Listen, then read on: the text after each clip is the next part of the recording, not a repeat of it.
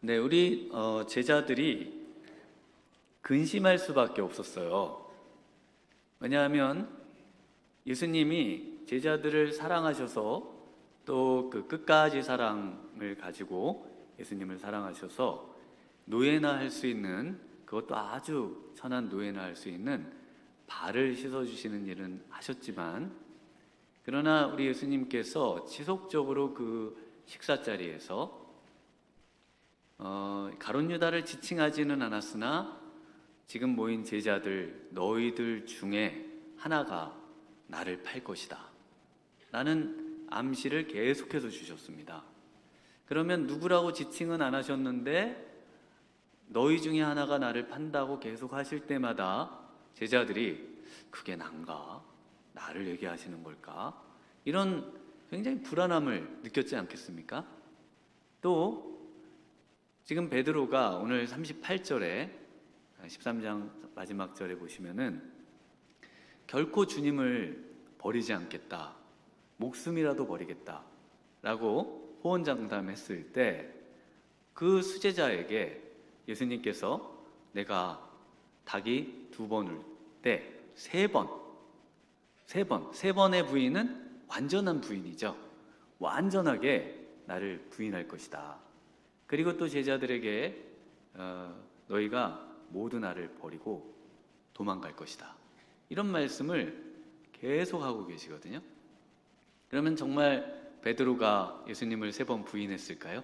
네, 우리 사진에 잠시 한번 보여드리겠습니다. 우리 베드로가 우리 예수님을 부인한 장소에 세워져 있는 가야바의 집이라고도 알려져 있고 또 관정이 있던 그런 대제사장의 장소가 저곳입니다.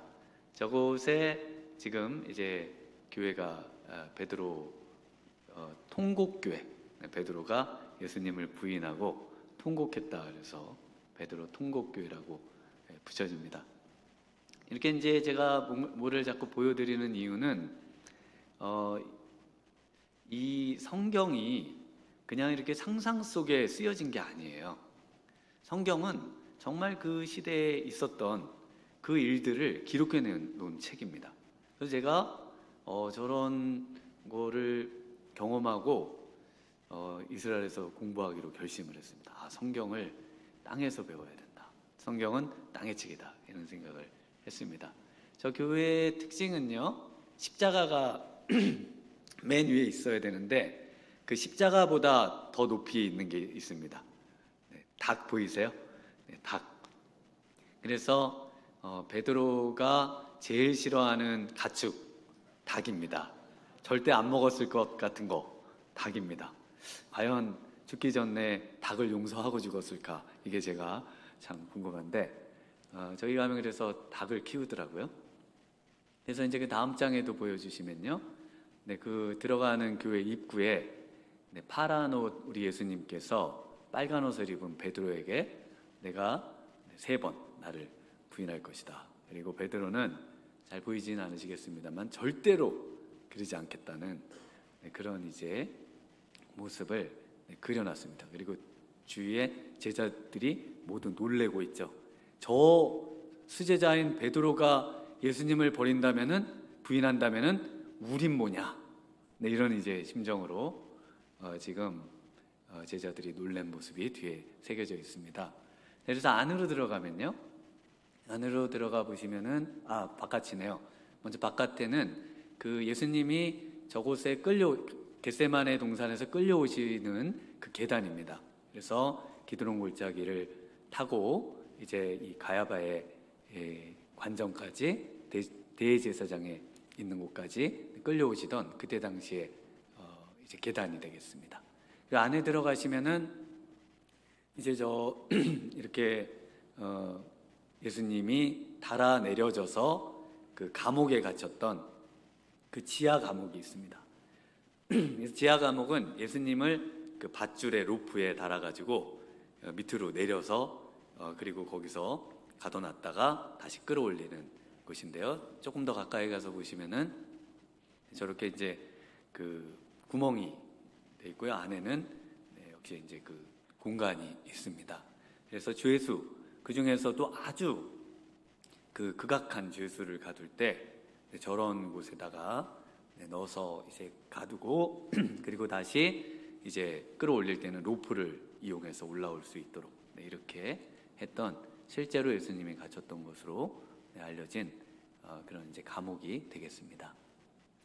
네, 이처럼 신앙 생활을 열심히 하고 예수님을 따라다녔습니다. 그런데 예수님은 지금 계속해서 너희가 나를 팔 것이고 너희가 중에 수제자인 베드로는 나를 3번이나 부인할 것이고 그리고 너희는 다 나를 버릴 것이고 그렇지 않을 수 없는, 너희는 절대로 나를 따를 수 없을 것이라고 말씀을 하십니다. 그러니까 제자들이 마음에 근심이 생겼죠. 그리고 그 마음에 의기소침과 낙심과 절망이 생깁니다. 나도 예수님을 모른다고 부인하게 되지는 않을까? 내가 인생을 살면서 어느 순간인가 신앙에서 낙오자가 되지는 않을까? 이런 모든 두려움이, 또 예수님을 따르면서 실족하고 넘어질 것에 대한 그런 걱정이 우리 제자들의 마음에 있었습니다. 일본에 복음이 많이 들어가고 그리고 거기서 많은 순교자들이 순교한 내용을 담은 그런 책이 있지 않습니까? 침묵이라는 책이 있고 또 영화로도 만들어져 있는데요. 그 책을 읽을 때나 영화를 볼 때나 또 많은 선교사님들의 또 그 선교지의 어려운 상황들을 들을 때, 또 순교를 당하는 이야기를 들을 때 내가 그 상황에서 예수님을 믿는다고 과연 나는 고백할 수 있을까? 이런 걱정이 어릴 때부터 계속 있었습니다. 계속. 지금은 뭐 조금 덜 두렵긴 합니다. 지금은. 그런데도 혹시 내가 정신이 그 순간에 갑자기 그러면은 예수님을 부인하고 예수님을 모른다 하고 그동안 내가 믿은 건 아무것도 아니라고 하고 이렇게 된다면은 나는 과연 어떻게 되는 것일까? 과연 내가 신앙생활을 잘 하는 것일까? 이런 걱정을 하게 된다는 것이죠. 아마 우리 성도님들도 신앙생활을 하면서도 이 신앙생활을 과연 내가 정말 끝까지 유지하는 신앙생활이 될까?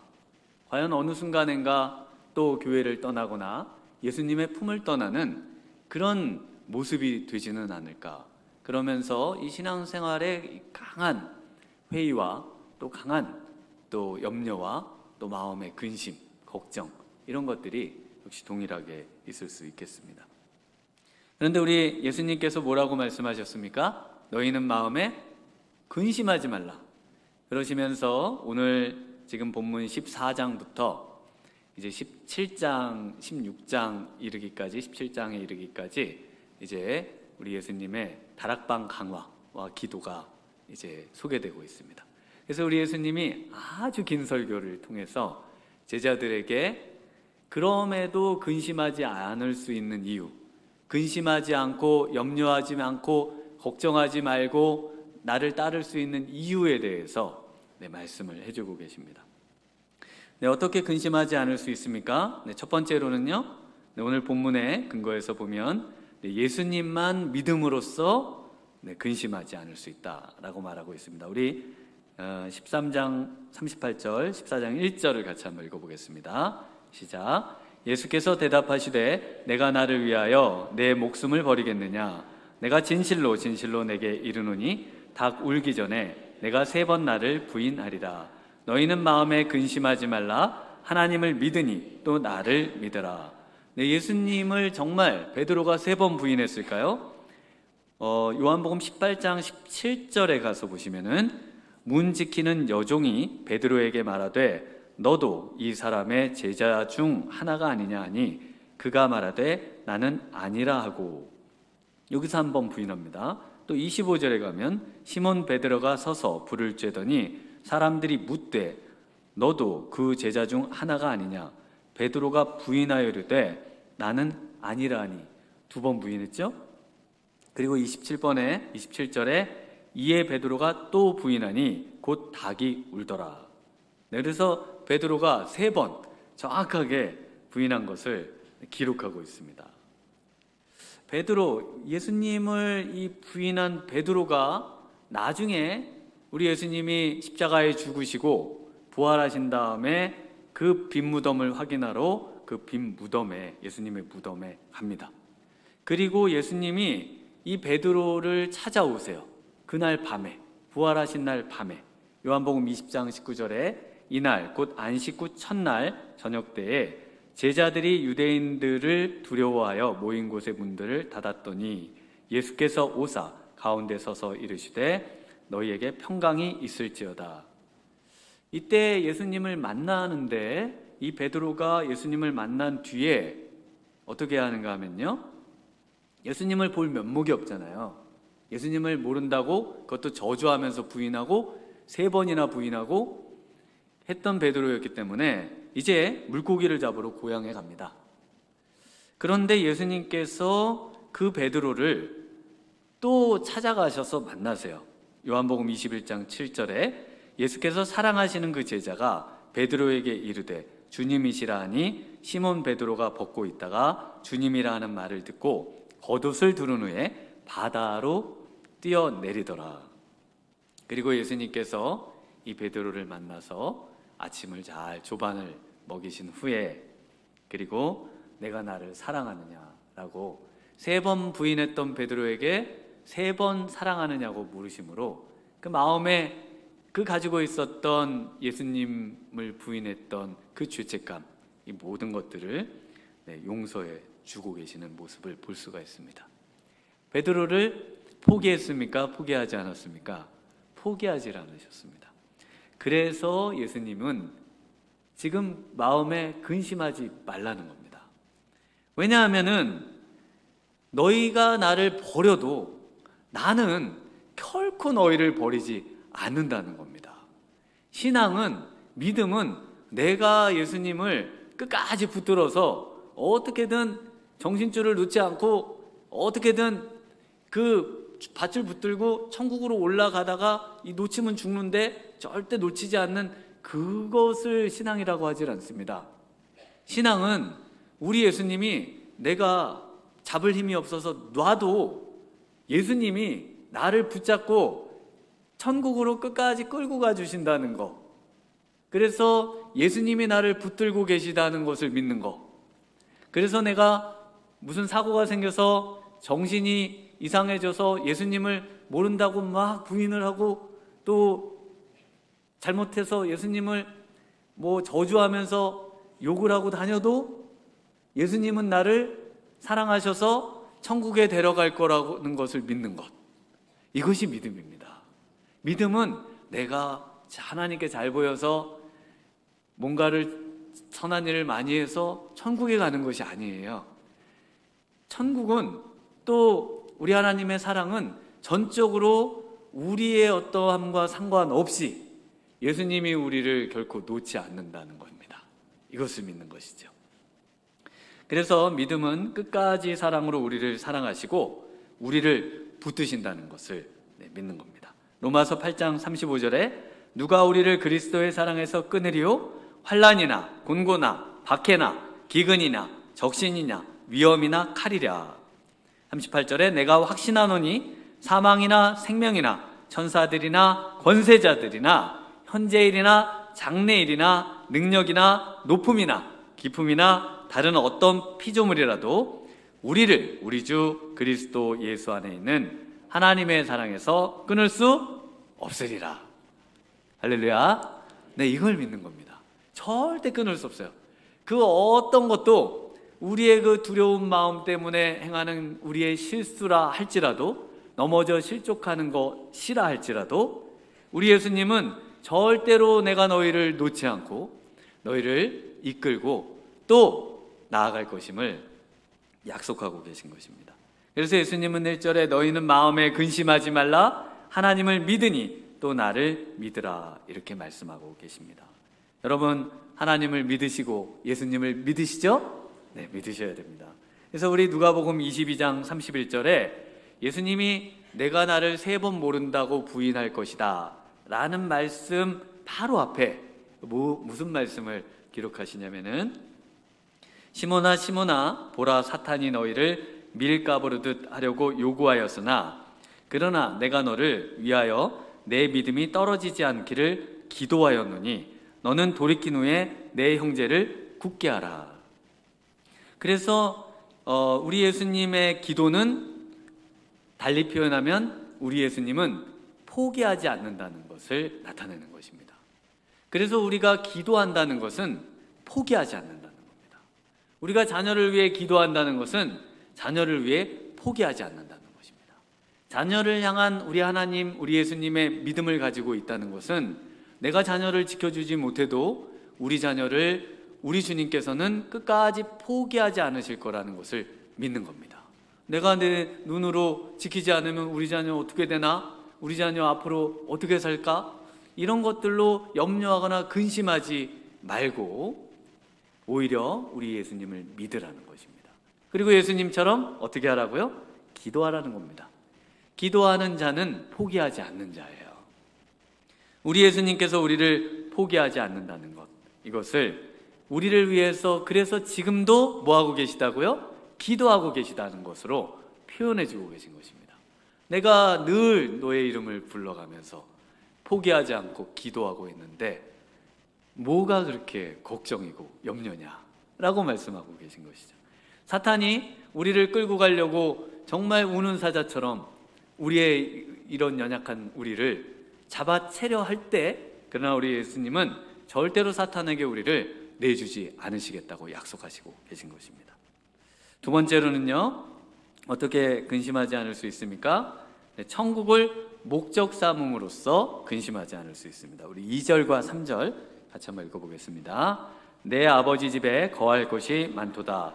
그렇지 않으면 너희에게 일렀으리라. 내가 너희를 위하여 거처를 예비하러 가노니 가서 너희를 위하여 거처를 예비하면 내가 다시 와서 너희를 내게로 영접하여 나 있는 곳에 너희도 있게 하리라. 네, 이 짧은 두 절 안에 내 아버지 집 어딥니까? 천국이죠. 거할 곳 천국이죠. 거처 천국입니다. 거처, 나 있는 곳 어딥니까? 천국입니다. 그래서 천국을 5번이나 언급을 하고 있어요. 이 짧은 구절 안에. 그러면서 제자들은 그러면 뭘 걱정하는가? 뭘 근심하고 있는가? 뭘 마음에 염려하고 있는가? 우리 예수님이 제자들이 왜 염려하고 근심하고 있는지를 너무나 잘 알고 있으십니다. 그래서 2절과 3절을 말씀하시는데 바로 그게 뭘까요? 천국과 반대인 이 세상이에요. 세상의 것과 또 이 땅에 있는 것, 이것에 대한 것 때문에 그 마음에 심히 산란하고 심히 염려스럽고 근심하고 있다는 것을 예수님이 알고 계시죠. 그래서 예수님은 계속해서 그 눈을, 그 마음의 근심을 뭐로 채우라고요? 천국으로 채우라는 겁니다. 천국이 그 마음에 있다면은 그 근심이 다 사라질 텐데 그 마음에 천국은 없어요.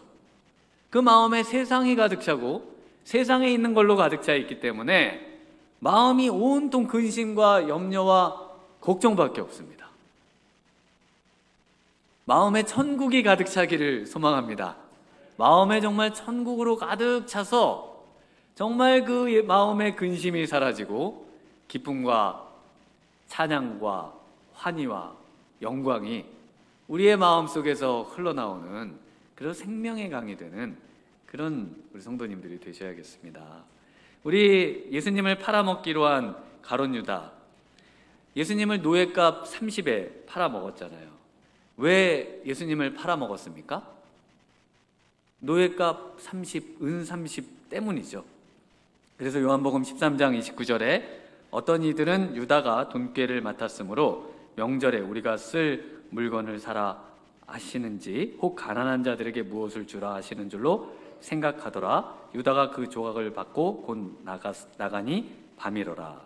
그래서 밤에 나가서 예수님을 팔고 그리고 은 30을 받죠. 그 이유는요, 땅을 사기 위해서, 땅을 살려고요. 이 세상에 땅을 살려고 그 예수님을 그 얼마 몇 푼 되지도 않는 은 30의 값에, 헐값에 예수님을 넘겨주기로 약속을 했습니다. 제자들도 마찬가지입니다. 마가복음 10장 35절에 보면 세베대의 아들 야고보와 요한이 예수께 나와 여짜오되 선생님이여 무엇이든지 우리가 구하는 바를 우리에게 주시기를 원하옵나이다. 그래 뭘 구하느냐? 예수님이 묻자 여짜오되 주의 영광 중에서 우리를 하나는 주의 우편에 하나는 주의 좌편에 앉게 하여 주옵소서. 그리고 나머지 10 제자들이 화를 내죠. 제자들은 그래서 이 예수님이 왕으로 등극하실 때 그때 누가 큰 자리를 얻을까에 관심이 있었습니다. 전부 이 땅의 영광, 세상의 영광, 세상적인 자리에 보여지는 것에 전부 관심을 갖고 있는데 예수님이 지금 자꾸 떠난다 그러시거든요. 이 땅에 안 있으실 거라는 거예요. 사실은 그러니까 제자들이 마음에 이 땅에서 한 자리 해야 되는데 예수님을 따라서 수고한 대가로 그 정의정, 좌의정, 영의정, 좌의정의 자리를 딱 차지해야 되는데 장관 자리를 하나씩 얻어야 되는데 자꾸 가신다고 하시니 이건 너무 마음에 근심이요, 염려요, 걱정이지 않겠습니까? 그런 제자들에게 예수님이 이런 말씀을 하십니다. 너희 중에 누구든지 으뜸이 되고자 하는 자는 모든 사람의 종이 되어야 하리라. 인자가 온 것은 섬김을 받으려 함이 아니라 도리어 섬기려 하고 자기 목숨을 많은 사람의 대속물로 주려 함이니라. 그래서 천국을 소망하는 자는 어떤 사람입니까? 네, 모든 사람의 종이 되는 사람이에요. 천국을 소망하는 사람은 섬기기 위해 이 땅을 사는 사람입니다. 왜 이 땅에 살고 계십니까? 섬기기 위해서 살고 있습니다. 내 옆에 누군가를 섬기고 싶어서 살고 있습니다. 내 누군가를 위해서 내 목숨을 주기 위해서 살고 있습니다. 그래서 우리나라 말 사람이라는 뜻이 어떤 국어학자분이 사르다, 사름, 촛불이 자기를 살라서 빛을 밝히는 것 같이 사람은 살라지는 것이다, 이런 뜻을 우리말에 갖고 있다고 해요. 전 잘 모릅니다, 그 학자분이. 그래서 인간은 정말 우리나라의 이 말이 정말 기독교적인 것 같아요. 인간은 살라서 세상을 비추고 다른 사람을 이롭게 하고 하나님을 드러내는 그런 삶을 살기 위해서 이 땅을 산다. 그것이 천국을 목적 삼는 사람들의 특징이라는 것이죠. 우리 예수님이 그렇게 사셨잖아요. 어떻게 천국을 목적 삼을 수 있을까요?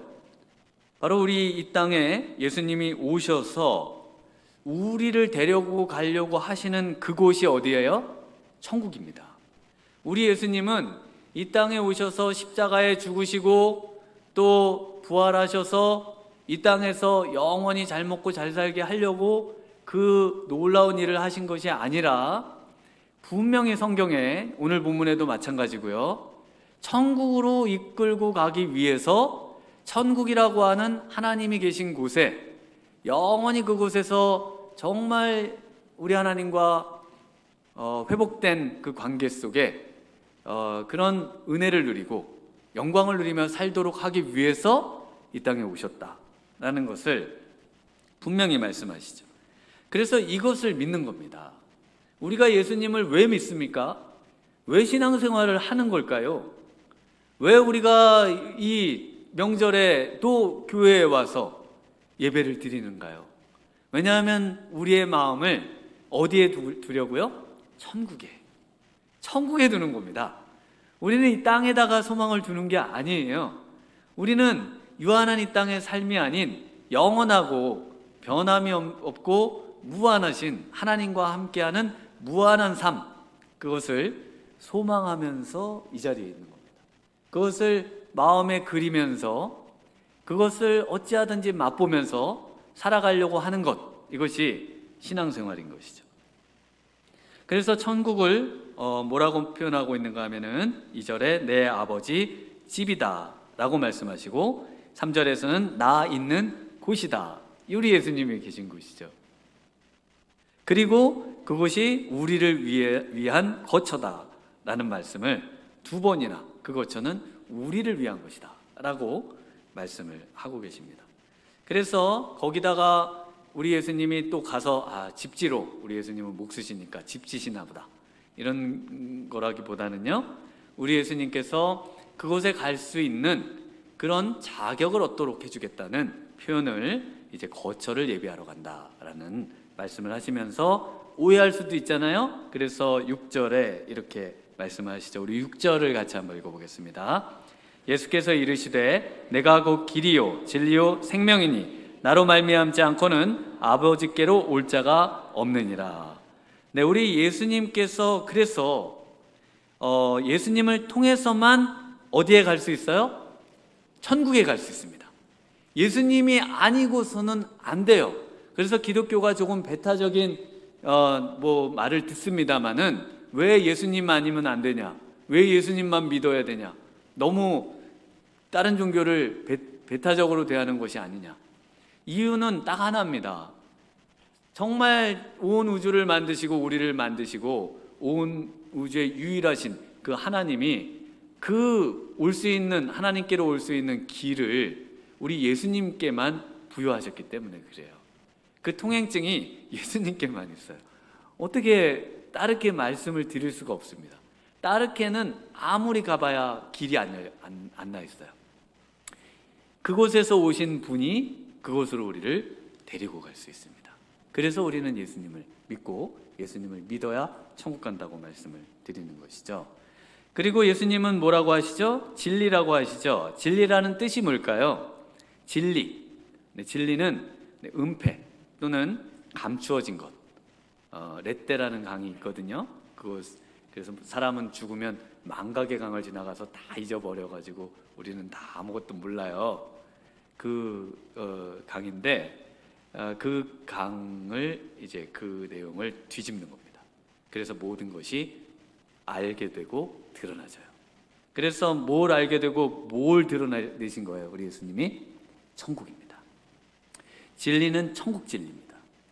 여러분이 성경을 통해서 이 땅에서 사는 삶의 지침, 그리고 어떻게 사는 것이 가장 지혜로운 것인가, 어떻게 하면 성공인가. 그런데 성경은 사실은 뭘 위해 기록되어 있는가 하면은 바로 천국 진리를 알려주는 책입니다. 여러분이 천국이 어떻게 됐는지 궁금하시지 않으세요? 천국이 있다는 건 아는데 그렇게 좋은 곳인지는 몰라서 그렇게 가고 싶진 않고 여기서 오래 살고 싶잖아요. 그런데 성경을 잘 보면요, 천국이 얼마나 좋은 곳인지 그냥 창세기부터 요한계시록까지 다 그 얘기입니다. 그것을 아주 확정적으로 드러내 주신 분이 예수님인데, 그래서 성경을 그 눈으로 읽으시면 천국에 가고 싶을 겁니다. 천국이 진짜 좋은 곳이구나. 천국이 이 세상의 어떤 것보다 정말 내가 추구하고 가야 하는, 목적 삼아야 하는 것이구나. 이 땅은요, 지나가는 거죠. 지나가는 겁니다. 이 땅에서 영원하다고 말하는 모든 것은 거짓이라고 성경은 말하고 있어요. 죽음도 정복될 것이다. 이 세상은 영원할 것이다. 인류는 영원히 앞으로 파라다이스를 이루고 살 것이다. 전부 거짓이라는 겁니다. 성경은 천국이 영원하다는 겁니다. 네, 그리고 생명은요, 우리 예수님은 길이요 진리요 생명이시죠. 이 생명은 어떤 생명일까요? 천국 생명입니다. 그래서 천국 생명인 거예요. 그래서 길이요 진리요 생명은 앞에 천국과 연결해서만 읽으셔야 이해가 되는 겁니다. 그래서 이 땅에서의 생명도 이제 그 천국을 누림으로 생명을 얻죠. 그래서 그 생명을 누릴 수 있다고 말씀하십니다. 완벽하지는 않으나 그러나 그 천국의 생명을 맛보아 누릴 수 있다라고 말씀하시면서 그 맛보아 누릴 수 있는 곳 바로 교회입니다. 맛보아 누릴 수 있는 방식, 성령 충만이죠. 성령을 통해서 그 모든 것들을 누리며 살 수 있다라고 말씀을 하십니다. 세 번째로 어떻게 근심하지 않을 수 있는가? 믿음의 능력으로 근심하지 않을 수 있다. 우리 11절, 12절 한번 같이 읽겠습니다. 내가 아버지 안에 거하고 아버지께서 내 안에 계심을 믿으라. 그렇지 못하겠거든 행하는 그 일로 말미암아 나를 믿으라. 내가 진실로 진실로 너희에게 이르노니 나를 믿는 자는 내가 하는 일도 그도 할 것이요 또한 이보다 큰 일도 하리니 이는 내가 아버지께로 감이라. 네, 근심 중에 두려움 속에 다 버리고 떠난 제자들, 떠날 제자들, 그런 제자들인데 예수님은 희한한 말씀을 하셨죠. 특히 12절에 보면 나를 믿는 자는 내가 하는 일도 할 것이고 그보다 더 큰 일도 할 것이라는 겁니다. 그런데 제자들은 예수님을 믿잖아요. 그러니까 예수님이 하시는 이 일도 할 것이고 이보다 더 큰 일도 할 거라는 것이죠. 근데 정말 그 일을 했냐는 거죠. 우리 베드로를 보셨으니까 베드로를 예를 들어 보면 사도행전 4장 13절에 그들이 베드로와 요한이 담대하게 말함을 보고 그들을 본래 학문 없는 범인으로 알았다가 이상히 여기며, 그냥 고기나 잡고 무식하게 살던 베드로가 그 담대하게 많은 사람들에게 복음을 전하고 성경 말씀을 인용해 가면서 그것을 유력하게 아주 강하게 입증하면서 사람들이 예수님을 믿도록 합니다. 오순절 설교에서 3,000명이 회심을 하죠. 그리고 나면서 안진뱅이 된 성전 미문에 앉아있던 사람을 은과 금은 내게 없거니와 나사렛 예수의 이름으로 일어나 걸으라는 그런 놀라운 예수님이 하신 이적과 같은 일을 하십니다. 또 죽은 사람도 살리죠.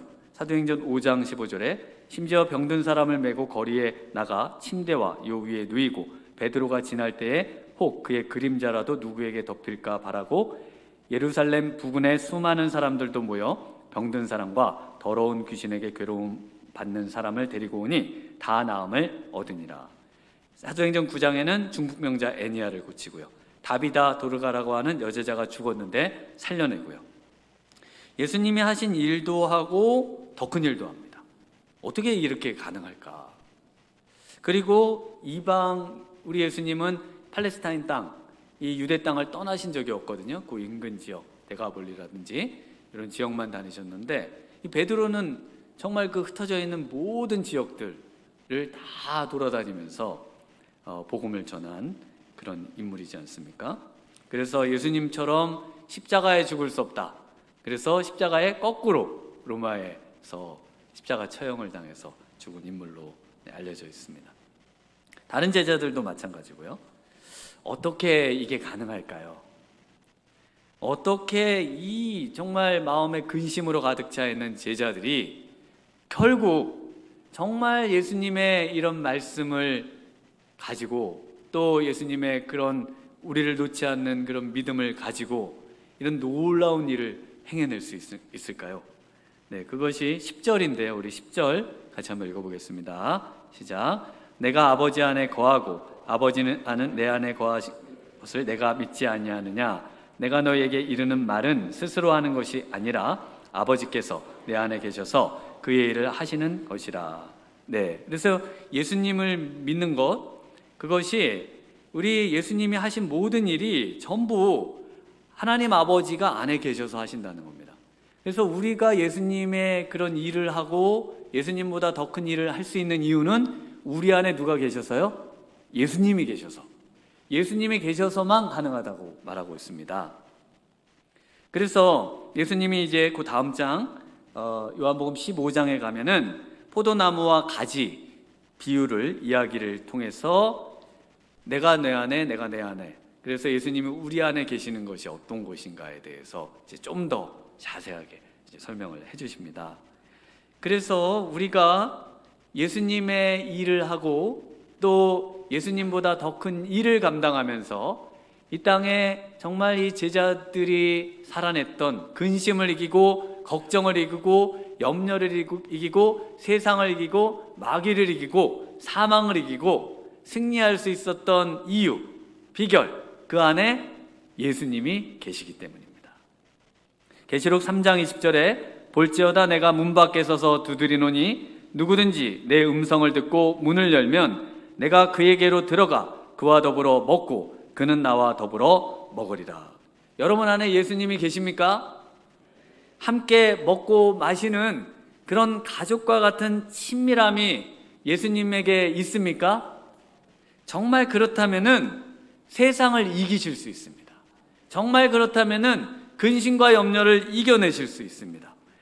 다른 누구도 무엇도 아닌, 그래서 우리가 할 일은 예수님을 찾고 그분을 발견한다면은 그분을 우리의 마음을 열고 마음에 모셔들여서 그분과 함께 살기를 열망하는 것, 그분을 이제는 결코 놓치지 않겠다고 그분에게 고백하는 것, 이것이 우리의 신앙의 승리인 줄 믿습니다. 기도하시겠습니다. 하나님 아버지, 감사합니다. 너희는 마음에 근심하지 말라 말씀하신 주님, 이 땅을 우리가 어떻게 살지, 미래에 일어나는 일에 우리는 어떻게 대처할지, 우리의 약해지는 몸과 정신과 또 우리의 많은 어려움들 속에서도 우리가 근심하지 않고 예수 붙들고 정말 예수 믿는 신앙으로 승리할 수 있는 유일한 비결, 바로 예수님이 우리 안에 사는 것인 줄 믿습니다. 예수님 우리의 마음 가운데 찾아와 주시고 정말 하늘로부터 오신 우리 하나님이 보내신 유일하신 분, 그분을 오늘 이 밤에, 이 아침에 마음 문을 열고 마음에 모셔드리기를 원합니다. 주님, 우리의 심령 가운데 찾아와 주시고 우리 안에 거하시고 우리의 주가 되시고 우리의 왕이 되시고 우리는 주님을 놓는다 할지라도 우리 주님 결코 우리를 포기하지 마시고 우리를 천국으로 인도해 주시기를 간절히 소망하오며 예수님 이름으로 기도드리옵나이다. 아멘.